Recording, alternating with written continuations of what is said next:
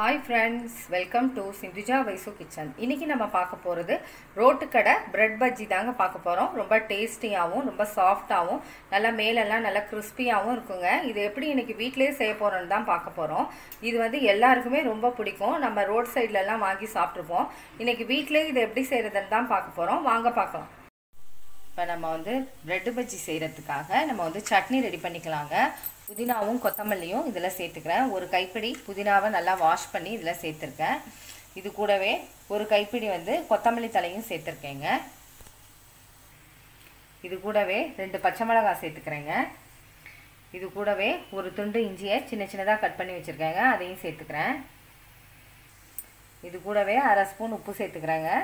இப்போ இதை வந்து நம்ம அரைச்சிட்டு வந்துடலாங்க. அரைச்சிட்டு உங்களுக்கு காமிக்கிறேன்.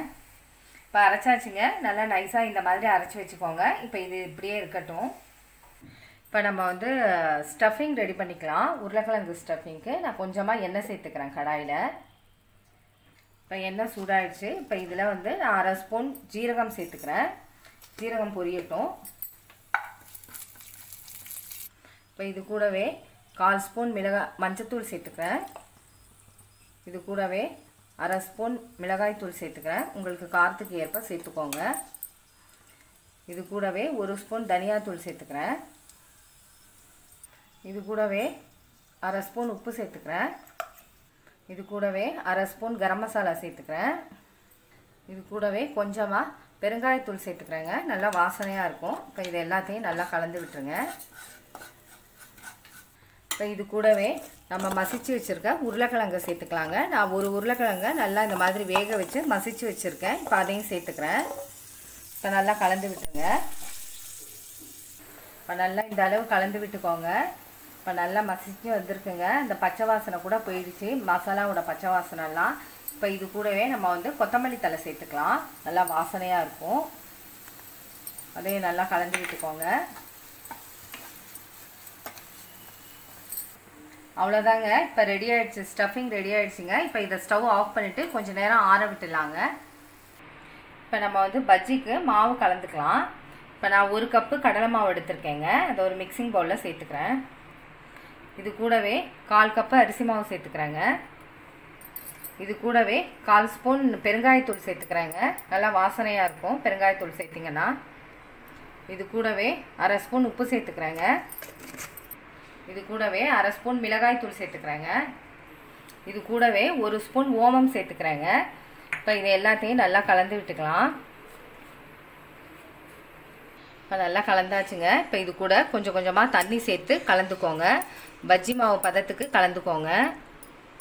இன்னும் கொஞ்சம் தண்ணி சேர்த்துக்கிறேன். நல்லா கட்டி இல்லாமல் கரைச்சி வச்சுக்கோங்க. இப்போ நல்லா கலந்தாச்சுங்க. இப்போ இந்த அளவு கலந்து வச்சுக்கோங்க. ரொம்ப தண்ணியாகவும் இருக்கக்கூடாது, ரொம்ப கெட்டியாகவும் இருக்கக்கூடாதுங்க. இப்போ பஜ்ஜிக்கெல்லாம் நம்ம எப்படி கலந்து வச்சுப்போம் அந்த அளவு கலந்து வச்சுக்கோங்க. இப்போ வந்து நான் 2 பிரெட் எடுத்திருக்கேங்க. இப்போ இது மேலே நம்ம வந்து ஏற்கனவே செஞ்சு வச்சுருக்கோம்ல அந்த சட்னியை கொஞ்சமாக இது மேலே அப்படியே தடவி விட்டுருங்க. அப்போதான் நல்லா டேஸ்ட்டாக இருக்கும். நம்ம ரோட்டு கடையிலலாம் சாப்பிட்ருப்போம்ல அந்த மாதிரி நல்லா டேஸ்ட்டு வருங்க இந்த சட்னியெல்லாம் வச்சு நீங்கள் செஞ்சிங்கன்னா. இந்த பிரெட்லையும் கொஞ்சமாக அந்த சட்னியை இந்த மாதிரி தடவி வச்சுக்கோங்க. இப்போ இந்த மாதிரி தடவிட்டு நம்ம செஞ்சு வச்சுருக்கோம்ல அந்த உருளைக்கிழங்கு ஸ்டஃபிங் அதையும் இது மேலே இப்படியே அப்ளை பண்ணி விடுங்க. இப்போ நல்லா இந்த மாதிரி வச்சுட்டுங்க. நல்லா இந்த மாதிரி சமம் பண்ணி விட்டுருங்க. பிரெட்டை எடுத்து இந்த மாதிரி மூடிடுங்க. இப்போ இந்த மாதிரி நடுவில் கட் பண்ணிக்கோங்க. கிராஸாக மாதிரி கட் பண்ணிட்டிங்கன்னா பார்க்குறதுக்கே அழகாக இருக்கும். பாருங்கள், சூப்பராக இருக்குது ஸ்டஃபிங். இப்போ இதை வந்து நம்ம மாவில் டிப் பண்ணி எடுத்துக்கலாம். இப்போ நம்ம பஜ்ஜி மாவில் இதை டிப் பண்ணி எடுத்துக்கலாங்க. நல்லா இதை கவர் ஆகிற மாதிரி டிப் பண்ணிக்கோங்க. இப்போ மாவு நல்லா சூடாக இருக்குங்க. இப்போ இதில் சேர்த்துக்கலாம். கொஞ்சம் லோ ஃப்ளேமில் வச்சுக்கோங்க. ஒரு 2 நிமிஷம் அப்படியே நல்லா வேகட்டும். இன்னொன்று சேர்த்தாச்சுங்க. இப்போ இது ஒரு 2 நிமிஷம் இந்த பக்கம் வேகட்டுங்க. கொஞ்சம் நேரம் கழித்து திருப்பி போட்டுக்கலாம். இப்போ இதை திருப்பி போட்டுக்கலாங்க. இன்னொரு சைடும் நல்லா வேகட்டும். மெதுவாக திருப்பி போட்டுக்கோங்க.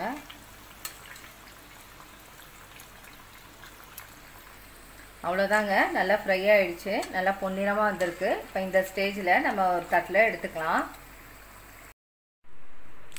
அவ்வளோதாங்க, ரெடி ஆகிடுச்சிங்க. ரோட்டு கடை பிரெட் பஜ்ஜி ரொம்ப டேஸ்ட்டாக வந்திருக்குங்க. மேலே கிறிஸ்பியாகவும் அடியில் வந்து நல்ல சாஃப்டாகவும் ரொம்ப அருமையாக வந்திருக்குங்க. இதோட வந்து நீங்கள் டொமேட்டோ கெச்சப்பும் க்ரீன் சட்னியும் வச்சு சாப்பிட்டீங்கன்னா ரொம்ப அருமையாக இருக்குங்க. வீட்டில் எல்லாருக்கும் நீங்களும் செஞ்சு கொடுங்க. இந்த மாதிரி நீங்களும் ட்ரை பண்ணுங்கள். உங்களுக்கு இந்த வீடியோ பிடிச்சிருந்துச்சுன்னா சப்ஸ்கிரைப் பண்ணுங்கள், பக்கத்தில் உள்ள பெல் பட்டனை கிளிக் பண்ணுங்கள். Okay, thank you.